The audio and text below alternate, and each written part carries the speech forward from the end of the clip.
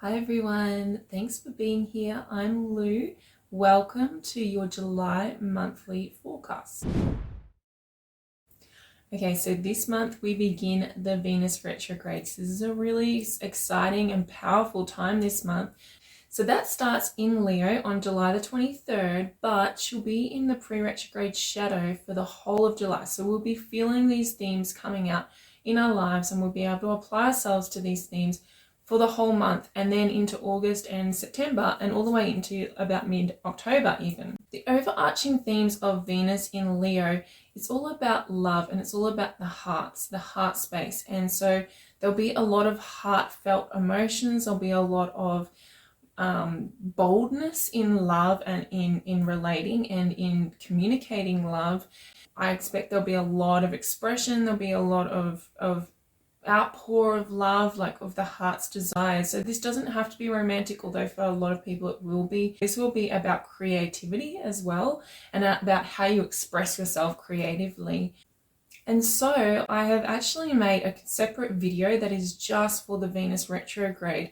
So if you want to work deliberately with this energy, or if you want to see how this is going to manifest in your life, and what you can do to shape this energy and shift how it manifests in your life, all that information is in that video. Is an extended video. It's very in depth, and I do a tarot card reading for each zodiac sign in that video. So highly recommend that you watch it. It's got a lot of information in it. So I'll be releasing that closer to the Venus retrograde around July the 23rd. Make sure you subscribe to my channel so you get notified when that video is released.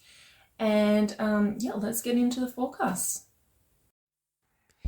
I wish to acknowledge the traditional custodians of the land that I'm working from today, the Kumbankia people, and recognize their continued connection to their land and their culture. I pay my respects to the elders past, present, and emerging, and I acknowledge that this is and always will be Aboriginal land. Hi there, Taurus. Welcome to Cancer season. So we start the month with the sun moving through Cancer, which represents your third house. So this is a really good month to do some work around your thought processes, around your thought habits, your mental habits, those kinds of things. That's where you'll have the most impact this month, is by tending to your thoughts and making sure that your thoughts are in alignment with your emotions and creating the kind of life that you want to create for yourself. So the third house is also a really good time for learning and gathering information. So if there's any areas in your life that you don't have enough information, or that you need to learn a bit more, it's a really good time to do that this month, especially the first 3 weeks. And also for communicating, so talking to other people.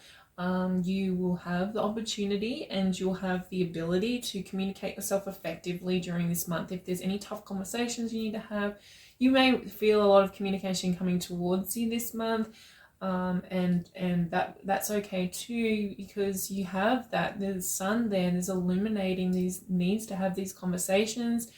And you may find that a lot of ideas are coming up for you as well, a lot of flow of ideas maybe through the conversations that you're having with people throughout the month. Now on July the 3rd, we have the full moon, and that's happening in Capricorn, which is your 9th house. And this full moon is trining Jupiter in your first house. Now, so this is bringing everything back to that journey you've been doing for quite a while on yourself, on who you are and your character. So you've been developing this new character, this new personality, all these new life goals, and new life direction for yourself. And that's been going on for a while, especially like very powerfully this month, this year, the first few months of this year. And this full moon, I think, what will happen, I feel, for you is there will be this ability to sort of take all these chunks of things that you've been working on and see the bigger picture. Because of that beautiful trine that's happening with Jupiter, there could be a gift in this, that you could see it from a higher perspective. Like, this might be the time that you look down and you see, this is how it all fits, or this is what it all means to me. So there's a really beautiful time to apply some meaning to your life and to the directions that you're taking your life in.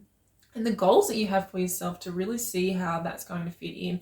And if there's blocks there, you know, if this is a difficult full moon for you, if there's emotional disharmony that comes out for you, it's really about looking at your belief system. So that will be showing you where there's limiting beliefs, or there's beliefs that are blocking you from blessings coming in, because Jupiter is trying to bring blessings to you. Okay, so you've got Jupiter with you until May next year. So it's a long, you know, it's almost 12 months of having these blessings coming through Jupiter. And if that's not happening for you, this full moon will be a great time to look at the underlying beliefs that you're holding that's blocking those blessings from being able to get through, because Jupiter can only deliver them, but you need to be able to draw them in. And if you've got some barriers up, if you've got some resistance there, it's not going to manifest into your life. So take your time to look at that and look at it from the bigger picture and see the whole picture during that full moon on July the 3rd. On July the 10th, Mars will move into Virgo, which represents your 5th house, and Mars will be staying here until August 27th. So we've got 6 weeks of working with this Mars in Virgo energy. And for you, I mean, this could bring a lot of passion to romantic situations. So the 5th house is the house of romances and romantic encounters and flings and the like. So it may not be like connections that last for, you know, it may not be your forever person, but it could be those ones that burn hot, you know, those ones that shape us. Like Mars in the 5th house can bring in people that really shape our personality, and shape who we are in intimate connections, and bring us those lessons to apply to that forever person when they do come in. If you're in a romantic connection, if you're in a committed relationship, you'll be feeling a lot more passionate and a lot more like sexual as well. Mars can bring sexual energy as well, so there could be a lot of fire and passion within your connections during this time. Or, you know, if there's blocks there, Mars will be revealing that, where those blocks are and what you can do about it.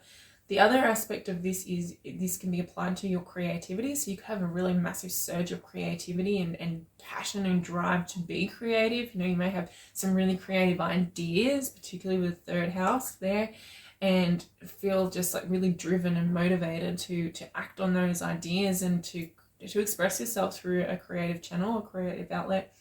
The other component to the 5th house is your desires. This is the house of your desires and your true desires. And Mars will be pushing you or motivating you to make a move and work on those desires. Now, it's really important to consider what your desires are. So a desire, really what it is, and it gets a really bad rap, but what it really is that it's the way that your soul speaks to you and through you. It's the way that your soul wants to experience this lifetime, right? So you're a physical being having a physical experience, but there's like a bigger part of you that is having this experience with you. And so it's the way that your soul speaks to you about the things it wants to interact with in this world, and the way it wants to experience this life. And so when we ignore our desires, we're literally cutting ourselves off from our higher self and our soul, and we're cutting ourselves off from the way that we want to grow and expand. Like, this is about our expansion. Our desires show us where we want to expand in life and where our soul's trying to expand. And that's why it's so painful when we don't follow our desires. And so Mars will be bringing that storyline up for you wherever you fit on that continuum. And I think with all that 1st house component, with all those planets in Taurus and Jupiter there as well, and Uranus, you know, that will be if you have been resisting that and resisting that push towards your own life goals, this may be Mars comes in and just sort of really puts a fire underneath you and says things have to change. And change isn't your forte, Taurus, we know, but Mars will be pushing for that. So you may feel a massive yearning if you're resisting. And that's your indicator of, okay, there's desires here that are not being met, and for whatever reason. And then there's that opportunity to look at your belief system about why aren't I meeting my own desires. Now, the next thing that's happening is on July the 13th, the North Node will move into Aries. So the North Node has been traveling with you, Taurus, for the last 18 months, going through your first house, has been really increasing that storyline around your personal goals and your life goals for yourself, and this character that you've been developing. It's been applying a lot of karmic lessons, fated lessons, that kind of stuff for the last 18 months. But now it will be beginning an 18-month cycle, so it will be there until January 2025 in your 12th house. So this may bring a deepening of your spiritual connection. So it's going to bring an ascension, really, an awakening. The next level of your awakening, you will level up. And as you know, if you're here watching this, you probably already have had an awakening or more than one awakening. And so it can be quite uncomfortable. It's not necessarily an easy energy to engage in, but it's worth it.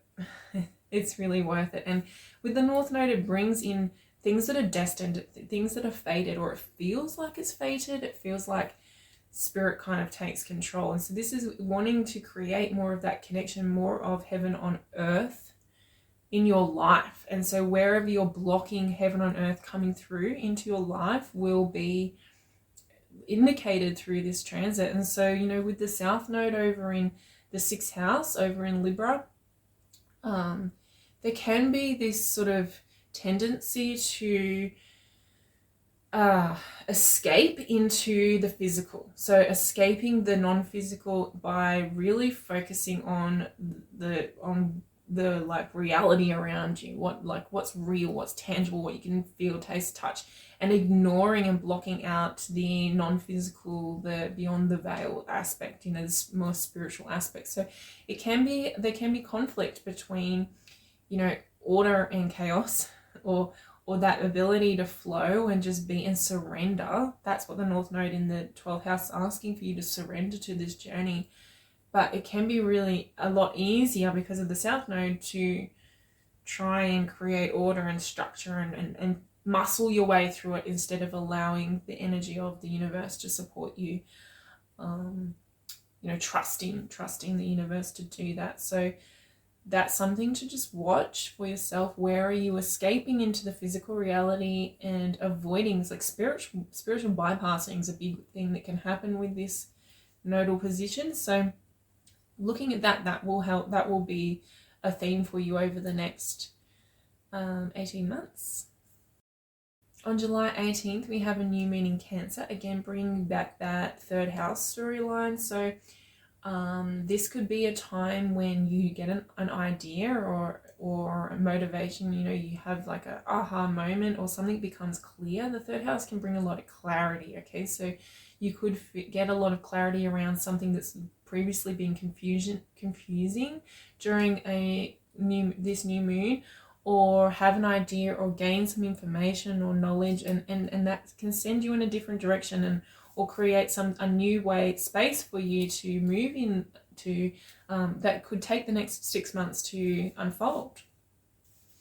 And then on July 23rd, Leo season begins, and on the same day, your ruling planet, Venus, will move retrograde. So needless to say, this is going to be a big transit for you, Taurus, because Venus is your ruler. And you'll feel this heavily, and you will be feeling this throughout the whole of July. So there could be this feeling of going slower, of slowing down and being more introspective throughout this month, being more internal and wanting to deal with and come inwards and escape the world with the North Node and then this Venus retrograde. I'm not going to go into too much detail about the Venus retrograde in this video because I have done a separate video and I will be releasing that closer to the date. And that actually so I did a tarot card reading for each zodiac sign in that video, and it goes into so much depth. There's so much detail in there, and it tells you really how to work with this energy, how to utilize it, how to mold it into so that you can create something beautiful in your life. So Venus is really wanting you to create more ease, and with this happening in your 4th house, it can be about your home, your family. It can literally be about your physical residence, like changing your house and your or moving house, but it can also be about doing, you know, this really internal work on childhood traumas, childhood wounding, and if you're having an uncomfortable time during this Venus retrograde, most likely that's what it will come down to for you, Taurus, is childhood wounding coming to the surface, ready to be healed, ready to be integrated. So yeah, so if that's happening for you, definitely watch that Venus retrograde video. There's a lot of information in there for you. And then finally, on July 29th, Mercury will move into Virgo, into its home sign of Virgo, and it will be gearing up for a retrograde in Virgo. So it will move retrograde next month in Virgo, and we'll talk all about that next month. But just so that you're aware that this retrograde will be happening at the same time as the Venus retrograde. And so we will be doing a lot of introspection. Like August is going to be quite a deep month for everybody. And yeah, we'll talk about that in depth in the next forecast. So that's your month for you, Taurus, and thank you for coming on this journey with me. Thank you for letting me be a part of your creative journey, and make sure you subscribe so that you get notified when that Venus retrograde video is released, and then all my other videos into the future. And I look forward to seeing you again next month. Take care.